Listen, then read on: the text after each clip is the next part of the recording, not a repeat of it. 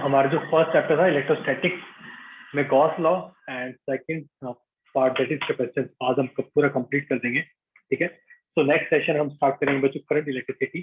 ठीक है, तो मैं ट्राई करूंगा हर एक सेशन में आपका पूरा का पूरा चैप्टर कवर हो जाए। ठीक है, आज की क्लास हम स्टार्ट करते हैं। आज हम पढ़ने वाले Gauss law and capacitance.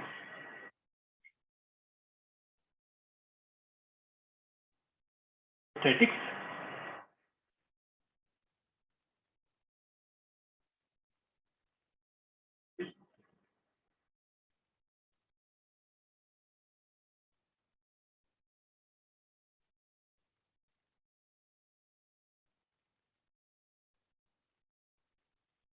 First topic बच्चों इलेक्ट्रिक फ्लक्स। किस किस को याद है what is electric flux? I think flux तो सबको पता ही होगा। The number of field lines passing through a surface. बहुत ही बढ़िया, किसने आंसर किया ये? Sandhya. या तो बच्चों number of field line passing through a particular given area उसको क्या बोलते हैं? Electric flux. इसका फॉर्मूला क्या होता है? So flux that will be equal to it's a dot product of electric field and area vector. And area vector क्या होता है बच्चों? जो हमारा एरिया है Normal उसका होता है। बिल्कुल सही, जो हमारा एरिया है बच्चों उसके सरफेस पे जो नॉर्मल है उसको हम क्या बोलते हैं? Area vector. ठीक है, so basically it's a dot product of electric field and area vector.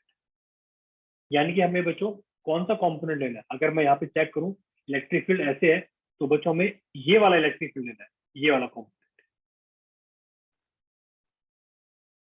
ये हमें लेना बच्चों ए कॉस थीटा वाला।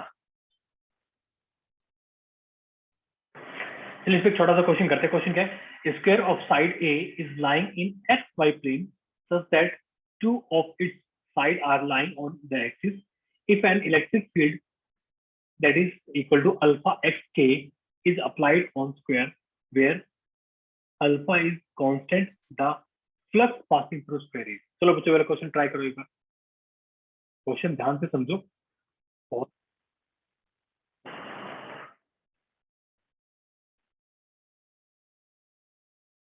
क्वेश्चन क्या है बच्चों? हमारा क्या है? एक्स वाई प्लेन है, ऐसे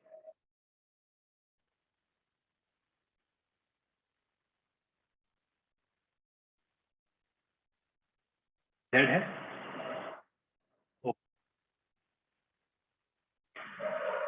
ठीक है बच्चों, हमने एक सरफेस रखा है यहाँ पे, एक हमने स्क्वायर रखा बच्चों यहाँ पे जो कि ऐसे है।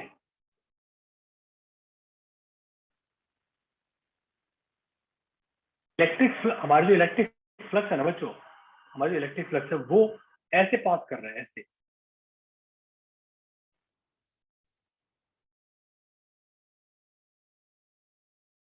बट इसकी वैल्यू कितनी है बच्चों? ये इलेक्ट्रिक फ्लक्स आप ध्यान से देखोगे इसकी वैल्यू है क्या? Alpha into x. यानी कि ये बच्चों वेरिएबल है। जैसे जैसे एक्स की वैल्यू इंक्रीज करेगी बच्चों वैसे वैसे क्या हो रहा है? वैसे वैसे हमारा फ्लक्स, हमारा जो इलेक्ट्रिक फील्ड है वो भी इंक्रीज कर रहा है। तो निकालो इसका इलेक्ट्रिक फ्लक्स कैसे निकालेंगे? ट्राई करो जल्दी से, क्वेश्चन ये वाला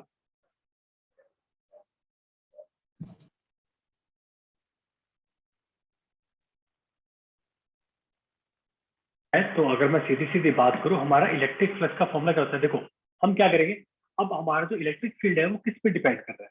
वो तो एक्स की वैल्यू पे डिपेंड कर रहा है। यानी कि अगर मैं बोलूं, मैं अगर एक छोटी सी यहाँ पे एक स्ट्रिप मान लेता हूँ, छोटी सी स्ट्रिप। ठीक है, तो वाई है, ये साइड ए हो जाएगी। और ये मान ली क्या है? ये विड्थ कितनी है बच्चों? ये मैंने डीएक्स मान ली, तो छोटा सा एरिया हो जाएगा। यानी कि अगर मैं छोटा सा फ्लक्स पता करूं तो वो क्या हो जाएगा? E vector dot with D A. ठीक है, कितना अपना अल्फा इंटू एक्स। बट ये छोटा सा एरिया कितना हो जाएगा? आपको नहीं लगता ये ए इंटू डी एक्स हो जाएगा?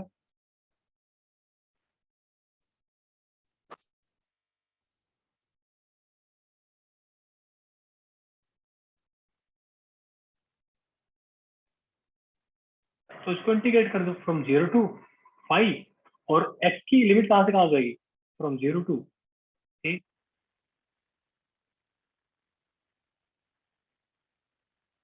आ जाएगा यहाँ से, यानी कि अल्फा ए क्यूब 2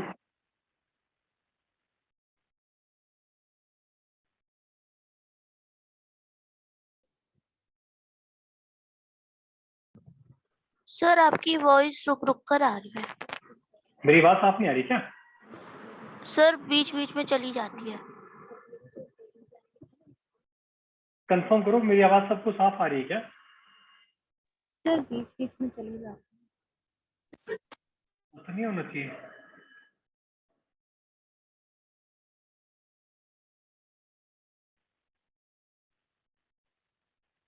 सर आएगा, एक सेकेंड, इन्होंने अल्फा को क्या मान लिया? एक मिनट, ई नोट है ये, ई नोट, रुको।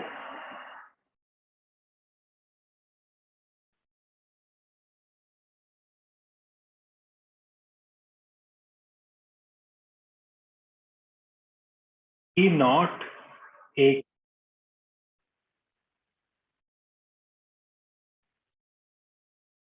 समझ आया बच्चों?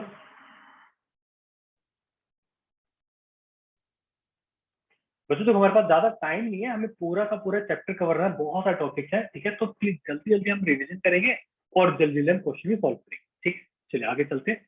एक अच्छा क्वेश्चन है बच्चों, क्वेश्चन क्या है? Consider N electric field E that is equal to E naught x cap where E naught is a constant, the flux through the shaded area due to this field is। देखो बच्चों, इस type के question में क्या करना होता है, ध्यान से सुनो एक बार। इसमें क्या करना होता है बच्चों, आपको लेना होता है प्रोजेक्टेड एरिया। आपको क्या लेना होता है बच्चों? Projected area. मतलब इस बात का मतलब ये है कि अगर आप इसको सामने से देखोगे, अगर बच्चों आप इसको सामने से देखोगे तो आपको क्या दिखेगा? ये पूछूं, मान लो एक छोटी सी बॉल है बच्चों, एक मान लो एक बॉल है ऐसे, आप देखोगे या फिर आप उस पर लाइट प्रोजेक्ट करोगे तो उसकी शेडो कैसे बनेगी? सर्कुलर, सर्कुलर शेडो बनेगी, एक सर्कल बनेगा ना शेडो में। तो yes sir. Yes sir.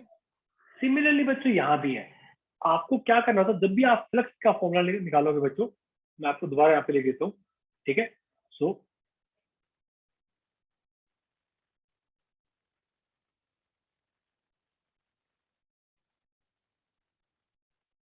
Area A dash, तो इसमें करना क्या होता है, अपना इलेक्ट्रिक फील्ड सेम रहेगा। आप सोचो, अच्छा मुझे ये बताओ, मैं आपसे थोड़ा एग्जांपल लेता हूँ। देखो मान लो ये है, आप सबको ये क्या दिख रहा है? रेक्टेंगल दिख रहा होगा ना सबको? रेक्टेंगल दिख रहा है? Yes sir. अगर मैं इसको ऐसा करूं तो अब आपको क्या रेक्टेंगल दिख रहा है? धीरे धीरे स्क्वायर बन रहा है ये। बट आपको अगर आप इस पे लाइट डालोगे ऐसे, देखो ऐसे डालोगे तो पूरा मेरी चेस्ट पे क्या आएगा? पूरा रेक्टेंगल बनेगा मेरी चेस्ट पे, समझ लो? अगर मैं ऐसे इसको थोड़ा ऐसे टिल्ट करना स्टार्ट कर दूं तो इसको हो सकता है इसकी शेडो कैसी बने? स्क्वायर बन सकती है ना इसकी शेडो। अगर मैं ऐसे कर दूं तो इसकी शेडो क्या बनेगी? लाइन बनेगी। मेरी बात समझ आ रही है? Yes sir. इसको क्या बोलते हैं? इसको बोलते हैं प्रोजेक्टेड एरिया। सिमिलरली बच्चों यहाँ पे, ठीक है, आप ध्यान से देखोगे इसके जो शेडो बनने वाले बच्चों, तो शेडो बनेगी। अब हाइट देखो, हाइट कितनी है आपको दिख रहा है? कितना कोऑर्डिनेट? एक कोऑर्डिनेट है, यानी कि इसकी हाइट कैसे बनेगी बच्चों? तो यहाँ पे फाइनली क्या बनने वाला ये बच्चों, इसकी जो शेप कैसी बनेगी, इसकी शेडो की शेप कैसी बनेगी बच्चों? वो बनेगी स्क्वायर। क्या बनेगी बच्चों? वो एक स्क्वायर बनेगी। ये बात किस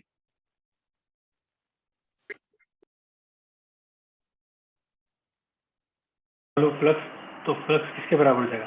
electric field A not into area. Area क्या हो जाएगा? आप खुद सोचो क्या हो जाएगा। आप अगर लाइट डालोगे तो बच्चे ये इसका स्क्वायर बनेगा, ठीक है? Square answer will be C. अब बच्चों किस किस को समझ आई? अब क्वेश्चन ये है, बहुत बच्चों को दिमाग में क्वेश्चन आ सकता है कि सर शेडो की स्क्वायर कैसे बनेगी? आप खुद सोचो ना भाई, जो जेड है, जेड, जेड कोऑर्डिनेट क्या है इसका? वो तो ए है। जेड कोऑर्डिनेट क्या बच्चों? ए है ना? Yes sir. मारोगे तो जेड पे जो बनने वाला है, जो वाई और जेड प्लेन में, भाई वाई कोऑर्डिनेट कितना होगा? वो तो ए आपको दिख रहा है भाई। ये कितना है? इसकी विड्थ कितनी है? ए विड्थ है ना, तो ये वाला साइड कितनी हो जाएगी? ये तो ए हो जाएगी।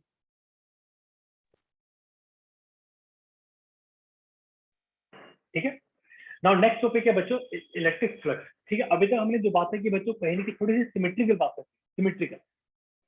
ठीक है, अगर मान लो बच्चों, अगर हम किसी क्लोज सरफेस की बात करें, तो अगर कोई क्लोज सरफेस है तो उसके लिए बच्चों एक फॉर्मूला होता है, उसके बारे में बात करेंगे। उससे पहले एक छोटा सा question, the flux of electric field that is 200 I cap Newton per coulomb through a cube of side 10 centimeter oriented so that its faces are parallel to the coordinate axis is option A।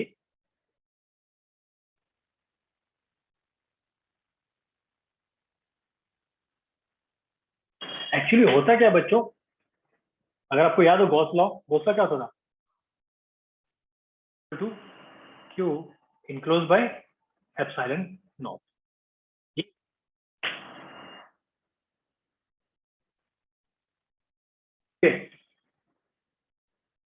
ठीक है, ये वाला है। उससे पहले अब तक हमने जो फिर सीखा आपकी बच्चों, आवाज बीच बीच में लैग हो रही है।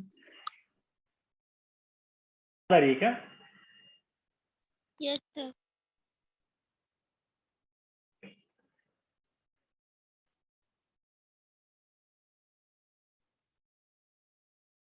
डायरेक्शन दे रखी है, और बच्चों एक आपकी क्यूब है। आवाज अभी भी नहीं आई थी।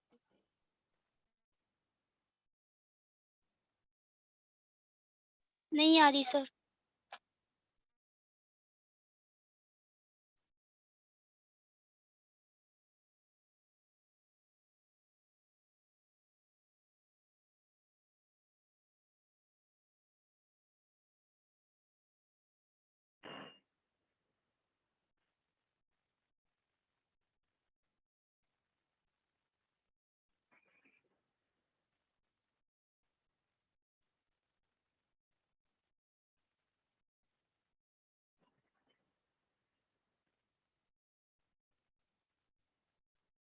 सर आपकी वॉइस नहीं आ रही।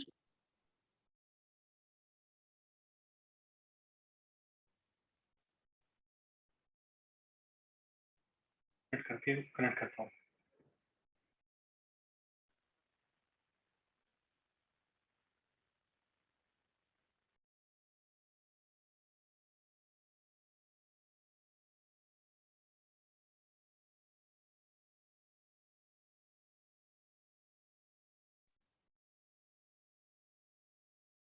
सबको मेरी आवाज आ रही है क्या?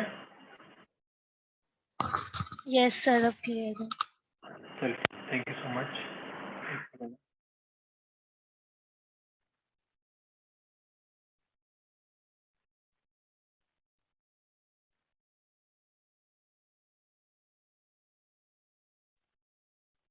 क्या करो एक बार,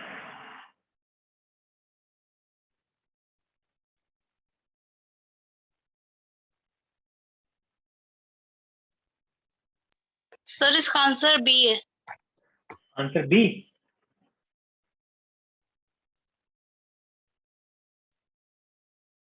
प्लीज थोड़ी सी अपनी वॉइस कम रखो प्लीज। चलिए सर देखो, इसमें इस लाइन का कोई सिग्निफिकेंस है कि oriented so that its faces are parallel to the coordinate axis? Significance बहुत ज्यादा तो नहीं है, ठीक है, बट सिंपल सा ये। D option.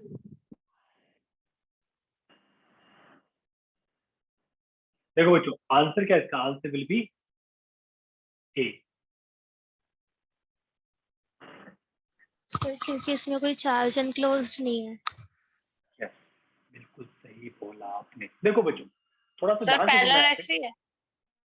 प्लीज प्लीज जो भी बोल रहा था प्लीज आराम से बोलो, प्लीज मैं डर जाता हूँ।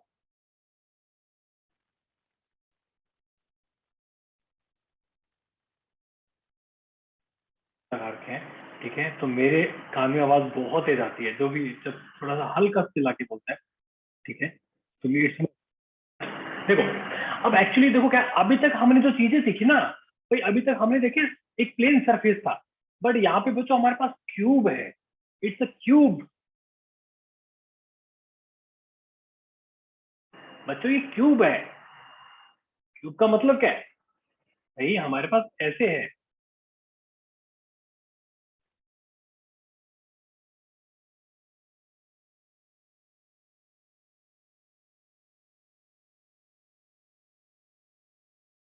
ध्यान से इसको समझोगे तो आपको एक बात समझ आएगी।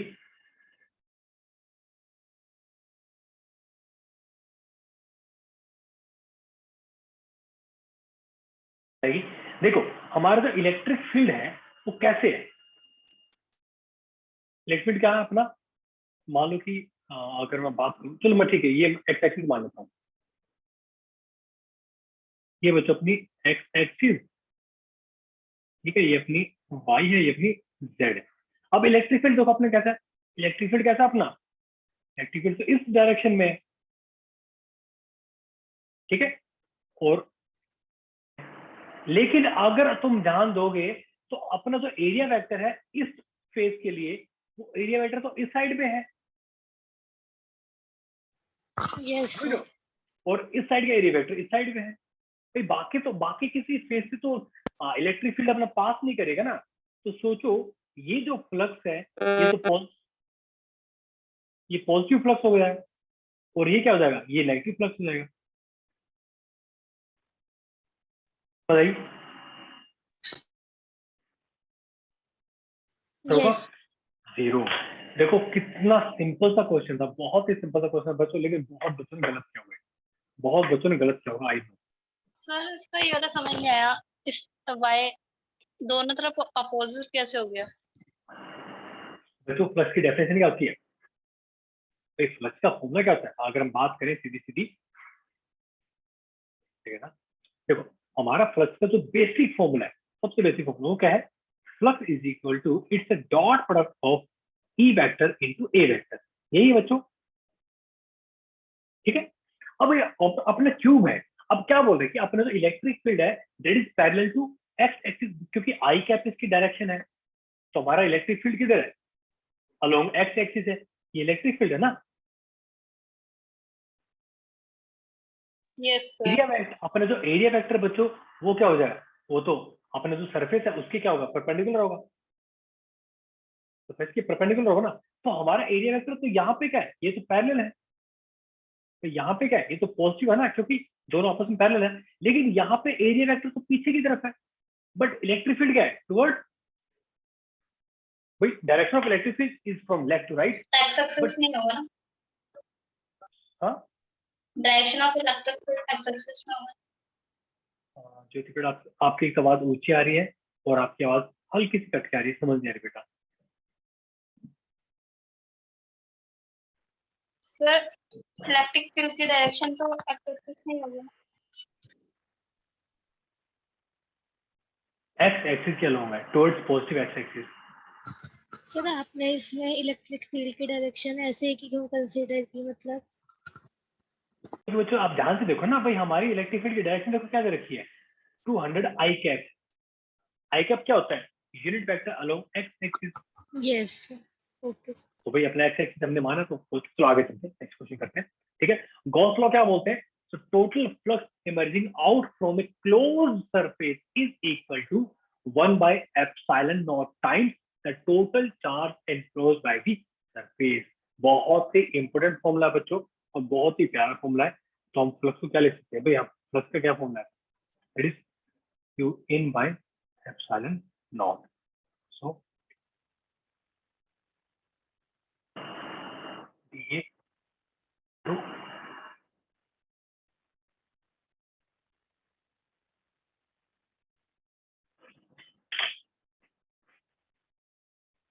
चलो बच्चों आंसर निकालो। बच्चों ये ऐसे जो क्वेश्चन आपके एग्जाम में पक्का आएंगे, ये वाले फ्लक्स वाले क्वेश्चन पक्का, गॉस लॉ से बताओ एक क्वेश्चन तो मिनिमम मान के चलो। क्वेश्चन क्या है, find the electric flux coming out from the entire cube of side a at the center of which a point charge q is placed. चलो ये वाला क्वेश्चन ट्राई Sir, करो। option A. Option A, option Yes, B, sir. Option C and option D. कौन सा, option A बिल्कुल सही। क्यों, क्योंकि भाई टोटल चार्ज इनक्लोज कितना है क्लोज सर्फेस से, वो तो क्यू है, तो आंसर कितना जाएगा, क्यू बाय एप्सिलॉन नॉट। चलो ये वाला क्वेश्चन ट्राई करो। A point charge q is placed at the center of the cube of side A. Find the electric flux coming out from the shaded region on its face। चलो ये वाला question try करो। So the option D. ठीक है, बाकी बच्चे आप answer दो।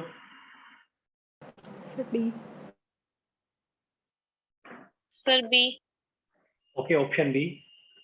बाकी बच्चे देखो क्वेश्चन, देखो क्या क्वेश्चन इतना तो हमें कंफर्म है। अगर मैं सीधी सीधे वर्ड से आपसे बात करूं तो बच्चे हमें ये तो कंफर्म है कि अपने जो टोटल फ्लक्स है ना, ये जो टोटल फ्लक्स है किसके बराबर है? क्यू बराबर है। ये बात तो कंफर्म है भाई, बिल्कुल कंफर्म है सर, कोई डाउट ही नहीं है। वो फ्लक्स बताना है तो शेडेड रीजन से पास कर रहा है। टोटल सर आपकी वॉइस फिर से लैग हो रही है। तो आ रही है।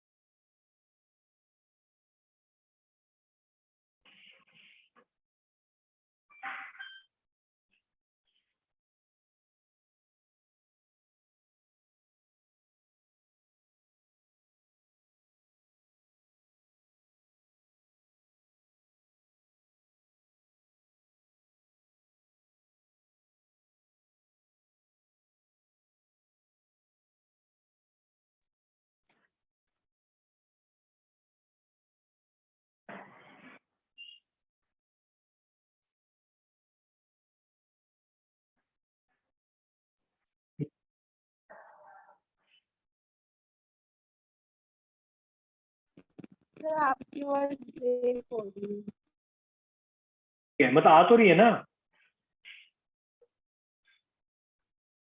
हाँ सर अब आई। क्वेश्चन ट्राई करो एक बार।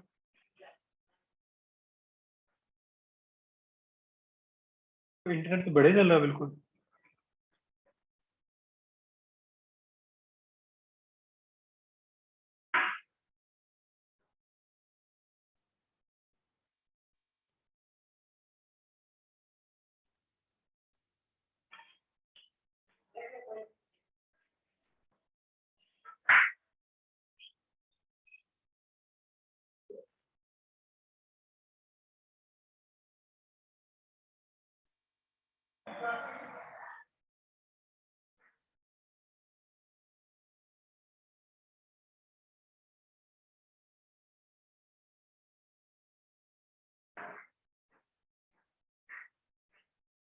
अभी मेरी आवाज आ रही सबको? यस सर, अब आ रही है। भाई हमें निकालना है टोटल फ्लक्स। अब देखोगे, अगर आप टोटल फ्लक्स देखोगे बच्चों वैसे, तो कितना फ्लक्स होगा?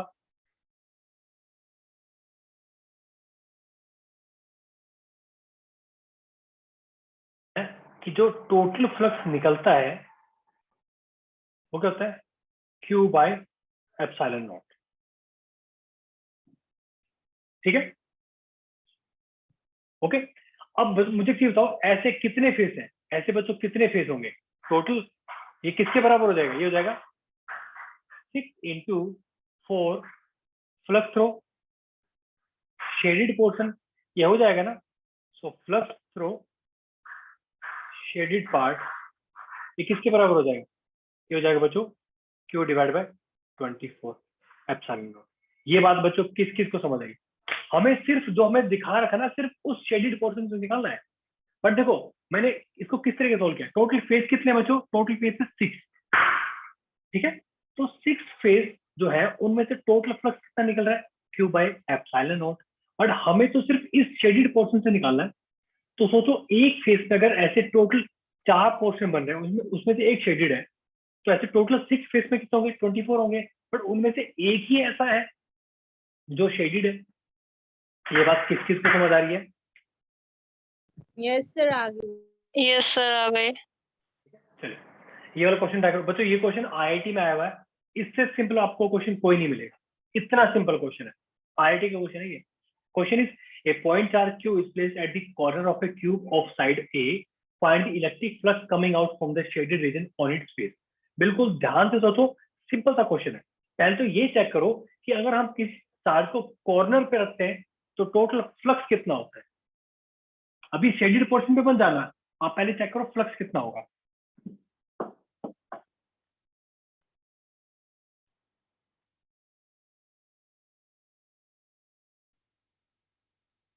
Sir Q by 2 epsilon not.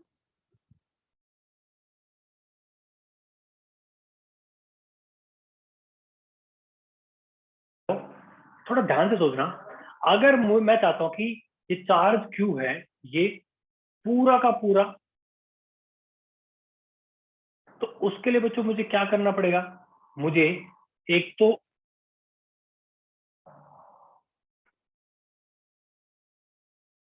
Sir C होगा इसका option. Sir Q by 4 epsilon naught होगा ना। मैंने यहां बना दिया।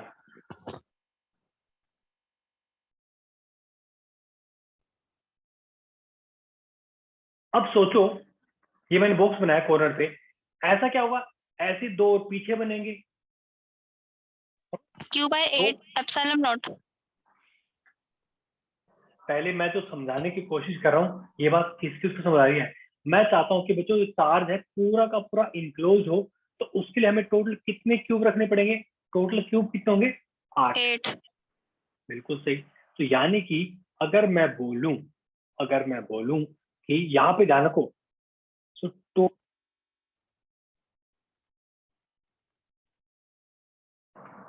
एक क्यूब में से जो फ्लक्स है इंटू 8 कर दो।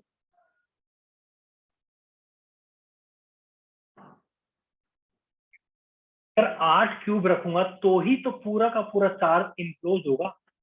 भाई 4 ऊपर होंगे, 4 नीचे भी तो होंगे ना भाई। ये ना, ये तो कोने पे है, चार्ज कोने पे बच्चों। ये 2 और पीछे रखने पड़ेंगे ताकि हाफ पोर्शन कवर हो जाए, फिर ऐसे 4 नीचे भी रखने पड़ेंगे। ये बात समझ आ रही है मेरी?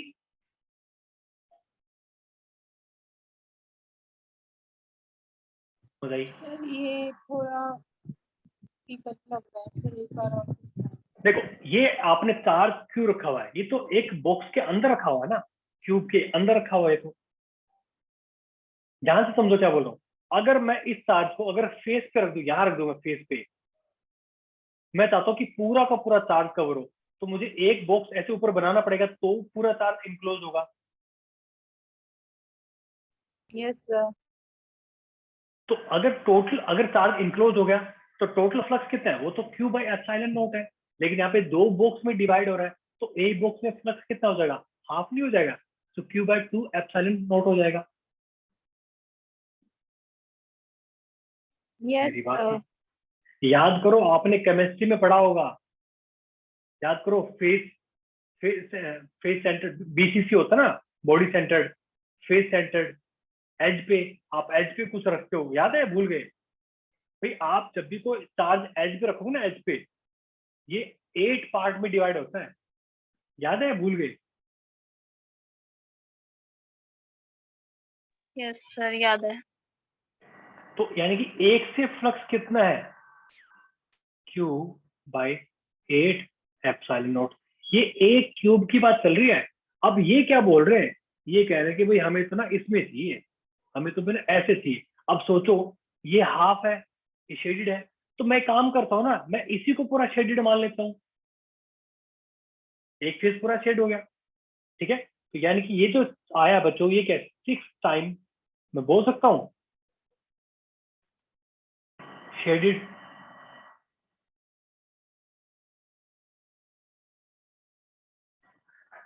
1/Q/, ये बात बच्चों किस किस को समझ आई?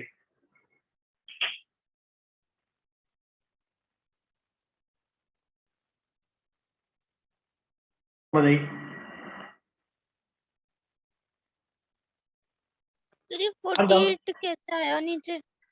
बच्चों, वही एक चीज बताओ, जो चार्ज कॉर्नर पर रखा है, चार्ज कॉर्नर पर रखा है, तो हमें ऐसे कितने क्यूब रखने पड़ेंगे कि पूरा चार्ज कवर हो जाए?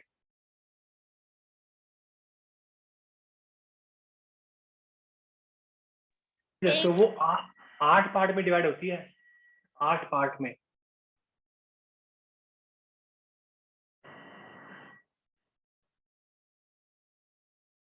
तो ठीक सर है आपने नीचे किसकी मल्टीप्लाई करी है? बच्चों, उसको एक बार छोड़ो, उसको आप एक बार छोड़ो। मैं जो पूछा कि जो चार्ज हमने कॉर्नर पे रखा है, कॉर्नर पे, तो एक क्यूब के अंदर कितना चार्ज जाएगा? Q/8 जाएगा ना, जाएगा? Yes sir. ठीक है, तो वो बच्चों पूरा फ्लक्स कितना हो जाएगा? Q/8 एप्सिलॉन नॉट हो जाएगा, फ्लक्स जो पूरे क्यूब से निकल रहा है, पूरा क्यूब। बट ये बोल रहा है हमें तो सिर्फ शेडेड पोर्शन वाला चाहिए, हमें उस फ्लक्स से मतलब है जो इस शेडेड पोर्शन से निकल रहा है।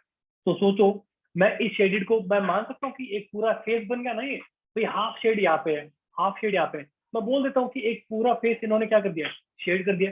टोटल फेस है कितने, 6 है। तो यानी कि ये जो फ्लक्स है ये वाला, ये किसके बराबर हो जाएगा? 6 time into flux of shaded portion. मेरी बात समझ आ रही है? तो शेडेड पोर्शन का कितना फ्लक्स हो जाएगा कि भाई, चलो आगे चलते हैं। ठीक है, नेक्स्ट टॉपिक है बच्चों कैपेसिटेंस। कैपेसिटेंस क्या होता है? Charge, stored charge divide by voltage applied. ठीक है, ये बात सबको बताओगी आई थिंक। ठीक है बच्चों, जो पैरेलल प्लेट कैपेसिटर होता है उसका चार्ज का फॉर्मूला, सॉरी कैपेसिटेंस का फॉर्मूला होता है A epsilon naught by D. मेरी बात सबको साफ आ रही है? Yes sir. मेरी आवाज साफ नहीं आ रही? तो बच्चों ये क्या है? Parallel plate capacitor.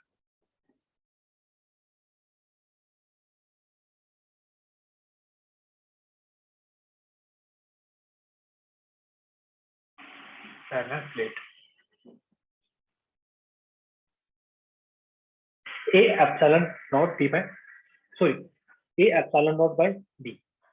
ठीक है, अब कैपेसिटेंस फाइंड कैसे करते हैं बच्चों? तो हमें कुछ नहीं करना था, जो हमारी प्लेट्स है उनको आपको प्लस और माइनस की इक्वल चार्ज देना है, हमें उनके बीच में इलेक्ट्रिक, ये आपको बस मैं वैसे बता रहा हूँ, आपको बस रिवाइज करा रहा हूँ। अगर आपको जो क्वेश्चन है आपको सोल्व कैसे करना है, उन दोनों प्लेट्स के बीच में आपको इलेक्ट्रिक फील्ड निकालना, जो कि हमें निकालना आता है। और इस फॉर्मूले से हम क्या कर सकते हैं? पोटेंशियल डिफरेंस निकाल सकते हैं। याद है लास्ट टाइम हमने डिस्कस किया था, change in potential difference is equal to negative of integration of dot product of E dot D R. ये किस किस को याद है?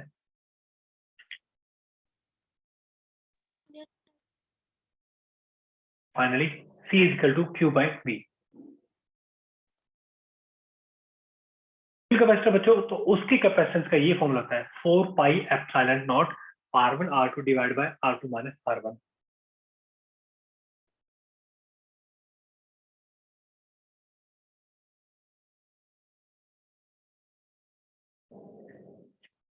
आइडेंटिकल हमारा अगर कोई कैपेसिटर है तो उसकी कैपेसिटेंस का फॉर्मूला आता है 2 pi epsilon naught r divide by ln r2 by r1। r2 क्या बच्चों, ये अपना बाहर वाला सिलेंडर, उसका रेडियस, ये अपना अंदर वाला radius.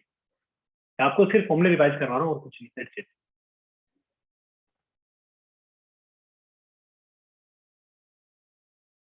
Parallel combination of capacitors, ये किस किस को याद है? पैरेलल कॉम्बिनेशन में क्या होता था, दोनों कैपेसिटेंस सीधे सीधे ऐड हो जाते हैं, याद है? भूल गए?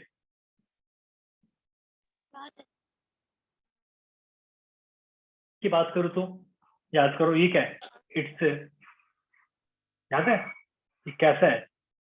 इट्स सिमिलर टू,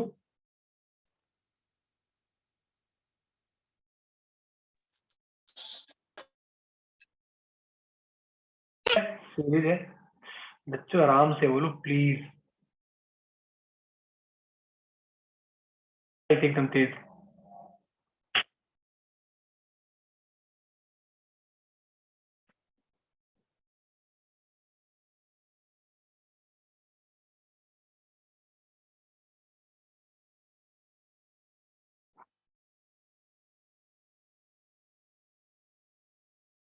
ये बात सबको आ रही है क्या? Yes sir.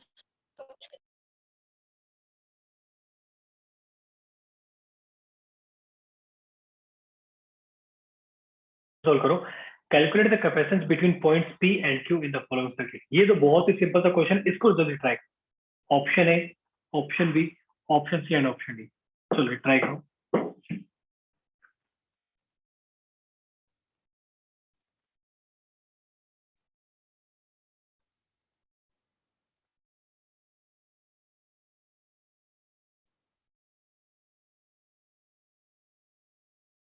डी है इसका आंसर सर, डी है ना? क्वेश्चन था ये। सर डी है इसका आंसर। ये बिल्कुल कुछ नहीं करना भाई, जो पैरेलल है वो कैसे सीधे सीधे ऐड हो जाएंगे। तो क्या है, ये दोनों पैरेलल तो है, क्या करो, इन दोनों को रिप्लेस कर दो एक कैपेसिटर से। कैपेसिटर की वैल्यू क्या हो जाएगी? 3 माइक्रोफैराड। ये क्या है, सीरीज में है। तो याद करो, अगर सिमिलर अगर होता था, सिमिलर तो क्या होता था? C/N होता था ना। तो क्या है, 3 प्रूफ। हाँ, सीरीज कनेक्टेड कितने हैं कैपेसिटर? 3 ही है। कितना जाएगा? 1 माइक्रोफैराड।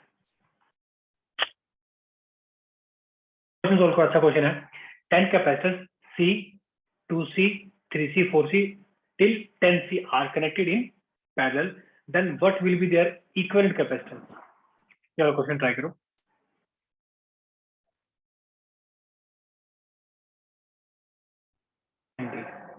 चलो बच्चों, अगला क्वेश्चन ट्राई करो।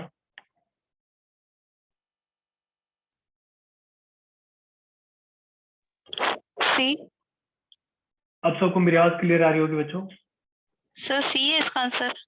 एक मिनट चेक करते हैं बच्चों, एक मिनट चेक करेंगे।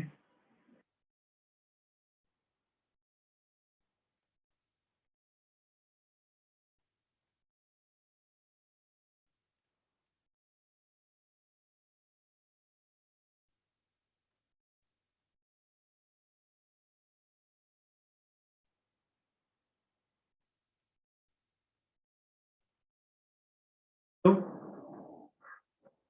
देखो, वो तो सारे पैरेलल में कनेक्टेड है, तो आपको नहीं लगता ये एक एपी सीरीज बन जाएगी?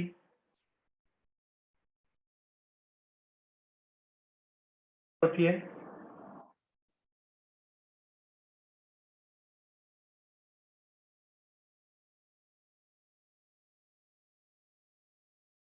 के बारे में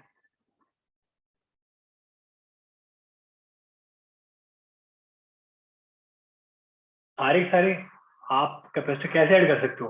क्या C plus 2C 3C and plus 10C, तो टोटल कैपेसिटेंस क्या हो जाएगी? 55।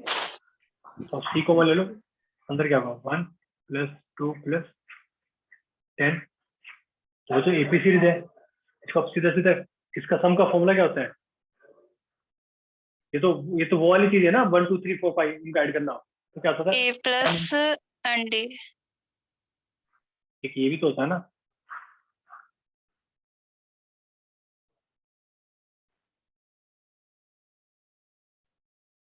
n+1, n+1 sorry. राइट सी आया समझ में बच्चों? भाई natural number, first natural number N natural number का सम क्या होता था? n into N plus one divide by 2। Yes sir.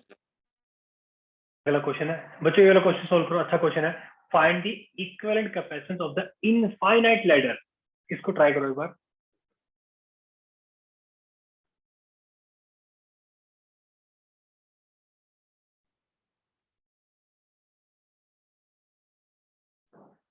अब तो मैंने अपना वीडियो भी ऑफ कर रखा है।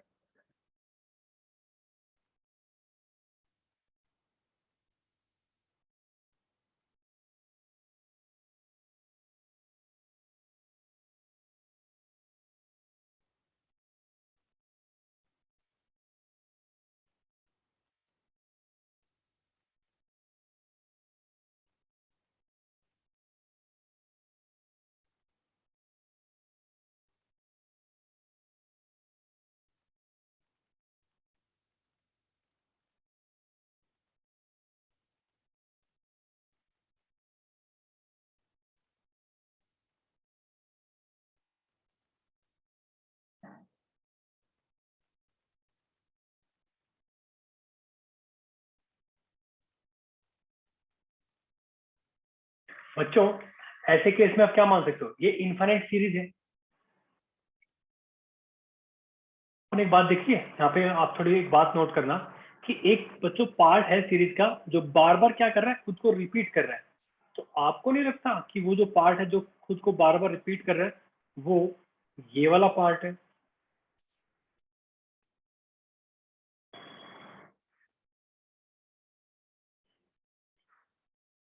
ये बात किस किस को समझ आई? Yes sir. कि ये इनफाइनाइट सीरीज है। अगर मैं बोलूं कि ये इतनी सीरीज को अगर मैं मान लूं कि ये सीरीज है, क्योंकि इनफाइनाइट है, मैंने क्या किया उसमें से एक पार्ट हटा दिया। आपको लगता है इसको कुछ फर्क पड़ेगा? इनफाइनाइट सीरीज है ये, बहुत सारे पार्ट है ऐसे। और मैं बोल देता हूँ उसकी इक्विवेलेंट ये कैपेसिटेंस कितनी है? एक्स है बच्चों।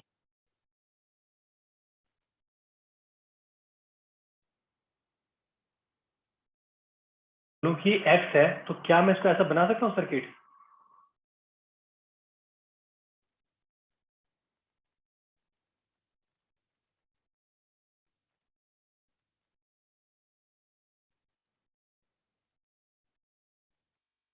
माना है कि ये एक्स के इक्विवेलेंट है। ये क्या है बच्चों? ये भी तो एक्स के बराबर ही आएगा ना।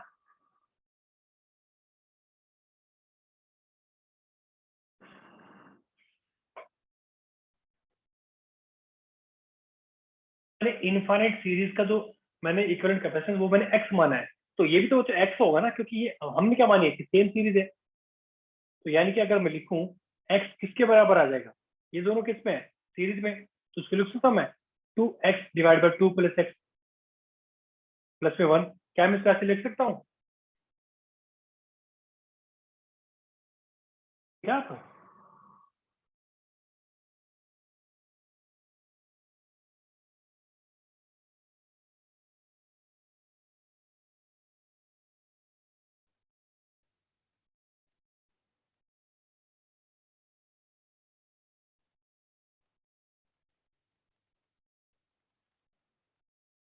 जो मैंने लिखी है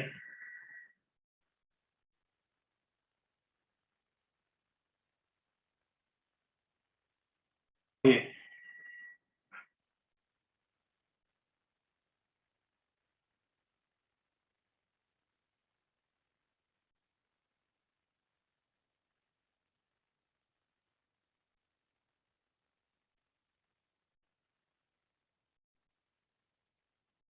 नहीं समझ आई? जल्दी से मुझे बताओ, फिर मैं इसको फिर से रिपीट करता हूँ।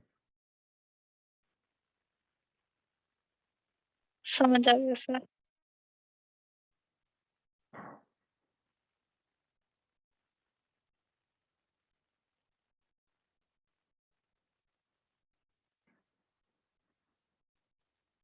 आपकी वॉइस नहीं आ रही। बाकी बच्चों वो सारे क्या? सर और ये बीच बीच में जा रही है।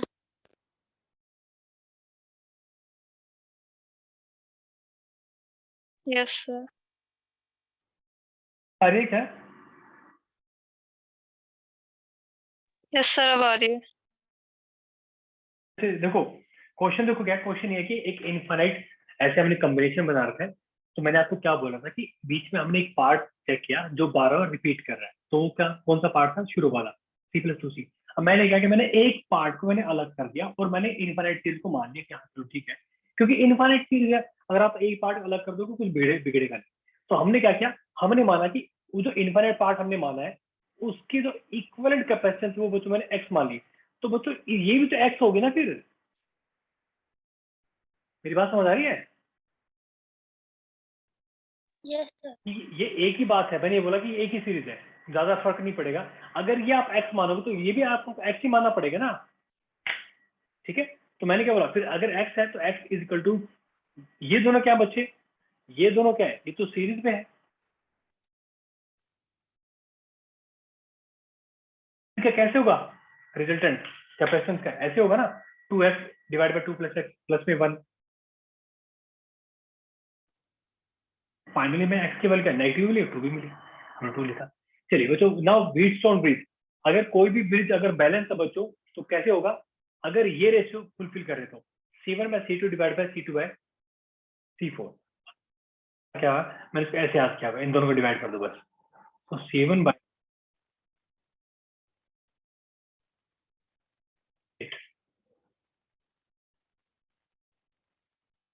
ये भी बोल सकते हो कि जो क्रॉस में है ना कैपेसिटेंस, उनका प्रोडक्ट इक्वल होता है, तो C1 into C4 will be equal to C2 into C3।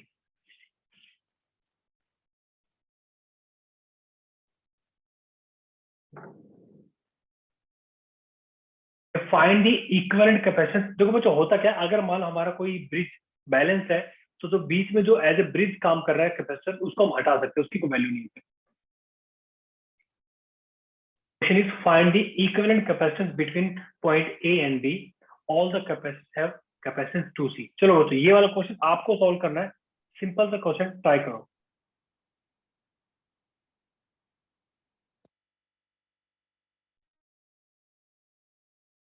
Cover किया है, सिंपल सा क्वेश्चन है, चेक करो कौन कौन सा आप कैपेसिटर हटा सकते हो।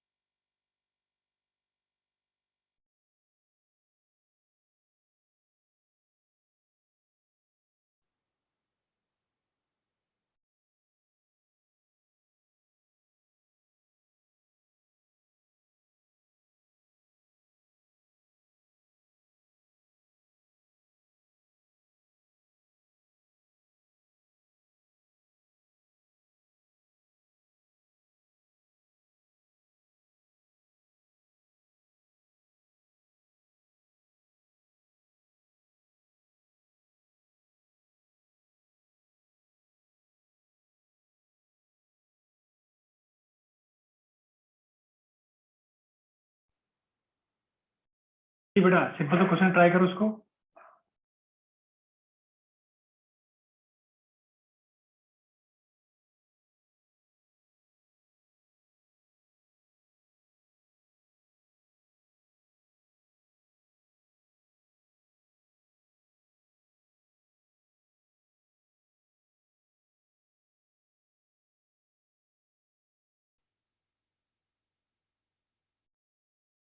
कि हमारा कौन सा कैपेसिटर एज ए ब्रिज काम कर रहा है, आपको नहीं लगता एज ए ब्रिज काम कर रहा है इन दोनों के सर बीच में? ये वाले हट जाएंगे। हाँ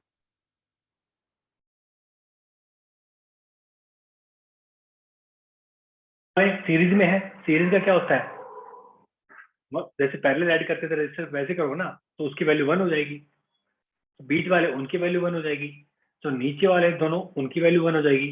तो क्या है, ये सर्किट कैसा बन जाएगा, ऐसा बन जाएगा ये।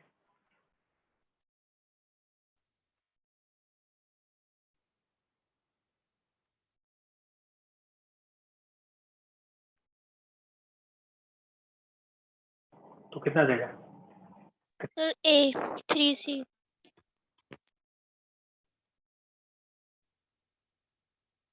बच्चों डायलेक्ट्रिक कांस्टेंट, अगर मान लो आपने दो पैरेलल प्लेट कैपेसिटर है, अगर आपने उनके बीच में अगर आपने कोई डाइलेक्ट्रिक डाल दिया जिसके डाइलेक्ट्रिक कांस्टेंट के है बच्चों, तो उसकी कैपेसिटेंस क्या हो जाती है? So equivalent capacitance it will be equal to K times C हो जाती है। ठीक है, अगर मान लो कोई पैरेलल प्लेट कैपेसिटर था, उसकी कैपेसिटेंस मान लो पहले सी थी, अब उसकी कैपेसिटेंस कितनी हो जाएगी? के टाइम्स सी हो जाएगी। ठीक है, चलो इसी पे बच्चों एक क्वेश्चन सॉल्व करो। Find the equivalent capacitance if each capacitor without dielectric is C. तो हमने क्या किया, दो कैपेसिटर थे पैरेलल प्लेट, हमने उनके बीच में बच्चों एक हमने डाइलेक्ट्रिक डाल दिया। इक्विवेलेंट कितना होगा? सीधा सीधा ये मतलब 5 सेकंड का क्वेश्चन ही है। के बाद एक कैपेसिटर की कैपेसिटेंस नई वाली कितनी हो जाएगी? फिर चेक करो दोनों का कॉम्बिनेशन कैसा है, पैरेलल है या फिर सीरीज है।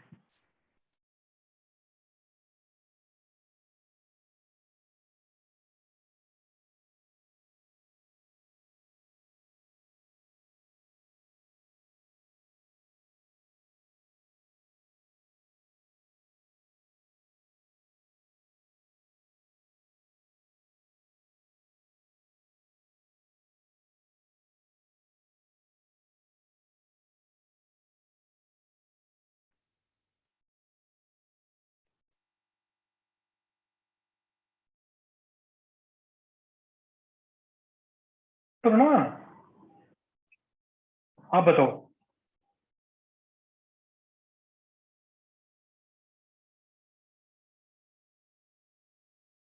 ये कैपेसिटेंस कितनी हो जाएगी? ये हो जाएगी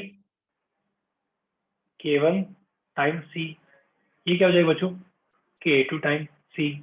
अब दोनों पैरेलल में है तो बच्चों C इक्विवेलेंट कितना हो जाएगा? K1C plus K2C। C common ले लो, K1 plus K2 into C।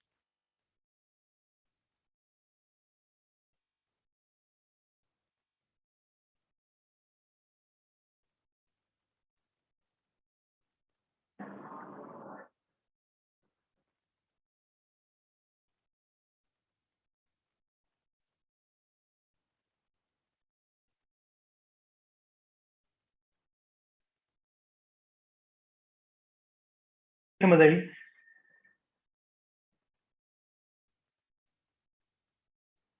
Similar ऐसा क्वेश्चन है, ये वाला क्वेश्चन ट्राई करो। So find the equivalent capacitance. अब क्या था बच्चों, एक अपना पहला प्लेट कैपेसिटर, उसमें आधे में हमने क्या रख दिया बच्चों? आधे में हमने क्या रख दिया? एक हमने डायलेक्ट्रिक रख दिया। याद करना, अगर बच्चों चार्ज अगर सेम जा रहा ना तो हमारे कैपेसिटर किसमें? सीरीज में। अगर चार्ज डिवाइड हो रहा है तो हमारे कैपेसिटर बच्चों किसमें? पैरेलल में।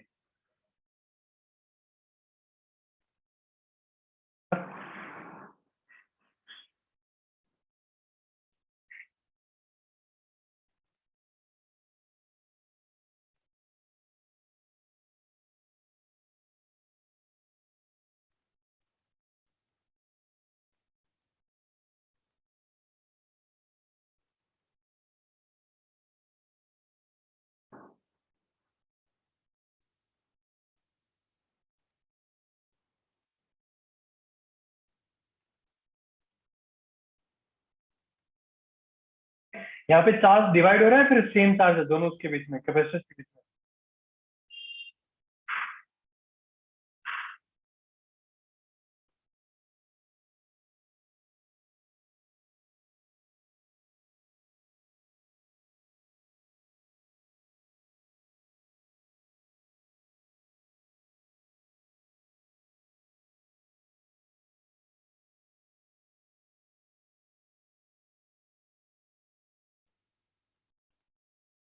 अब हमारे जो हम बोल सकते हैं कि दो कैपेसिटर है, लेकिन दोनों बच्चों कैपेसिटर किसमें? पैरेलल में है। क्यों?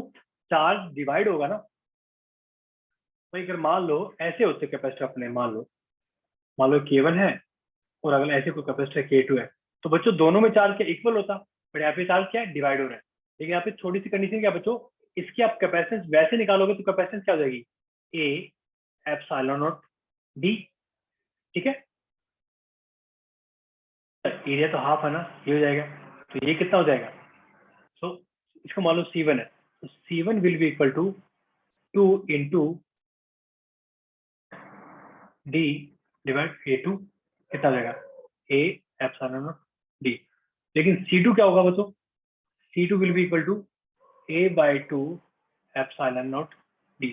अब दोनों किसमें पैरेलल में, दोनों पैरेलल में ना, बस इनको ऐड कर दो। तो C equivalent will be equal to C1 plus C2 क्या जाएगा A epsilon not D divide by D common ले लो 1 plus 1 by 2।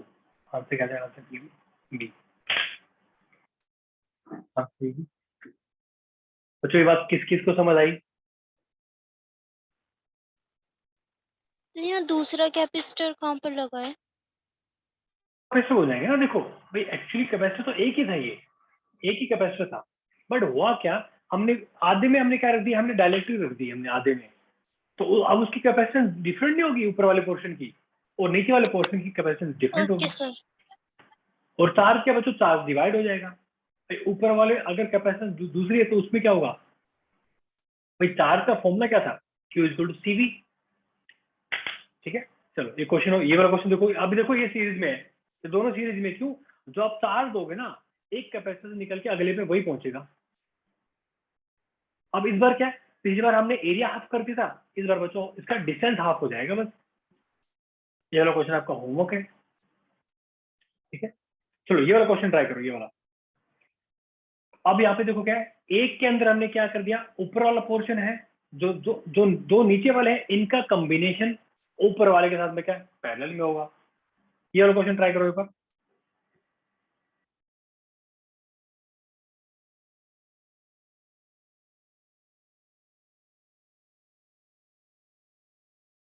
एकदम से घबराना मत, पहले आप इसकी वैल्यू निकालो। So C1 will be equal to 4 times area, कितना है एरिया, तो A by 2 है, into epsilon naught divide by में क्या D हो जाएगा, तो वैल्यू कितनी आ गई 2A epsilon naught divide bye D। अब इसको पकड़ो, ये कितना हो जाएगा, C2 बच्चों कितना हो जाएगा 3 इंटू एप्सिलॉन, और उसके बच्चों इसकी विड्थ भी तो कम होगी, D by 2 कैंसिल, ये कितना हो गया 3A एप्सिलॉन नॉट। सर इसमें A/4 नहीं आएगा बच्चों, एरिया देखो, प्लेट का एरिया आपको दिख रही है, ये जो दिख रही है ना एक्चुअली प्लेट है, ये लाइन प्लेट तो हाफ रहेगी ना, हाफ। Okay sir A/2। ठीक है, तो C3 कितना हो जाएगा, ये हो जाएगा 6 into A by 2 epsilon naught divide by में D by 2 कैंसिल कैंसिल, कितना हो गया 6A एप्सिलॉन नॉट। अब ये दोनों क्या है, ये दोनों बच्चों क्या है, ये दोनों इस सीरीज में है, सीरीज में है ना, तो बच्चों इनका कितना आ जाएगा फिर, C इक्विवेलेंट कितना हो जाएगा 6 into 3 divide by 9 into A epsilon naught divide bye D, divide by D भी आएगा, तो कितना आ जाएगा 2A एप्सिलॉन नॉट D। ये दोनों और ये दोनों क्या बच्चों पैरेलल में, आंसर क्या आ जाएगा C। ये बात बच्चों किस किस को समझ आई?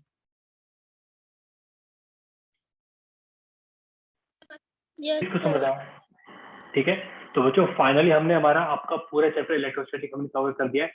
नेक्स्ट सेक्शन में बच्चों करंट इलेक्ट्रिसिटी हम कवर करने वाले हैं। ठीक है, थोड़ा सा फास्ट ऐसे चलेंगे ताकि आपका सिलेबस पूरा रिवाइज हो जाए। ठीक है, चलिए बच्चों, so I think it's enough for this session, so बाकी फिर हम नेक्स्ट क्लास में मिलते हैं। ठीक है, यहाँ तक बच्चों किसी को डाउट तो नहीं है ना, क्लियर है सब? चलिए फिर नेक्स्ट क्लास में मिलते हैं, बात। Thank you sir, good night. Good night.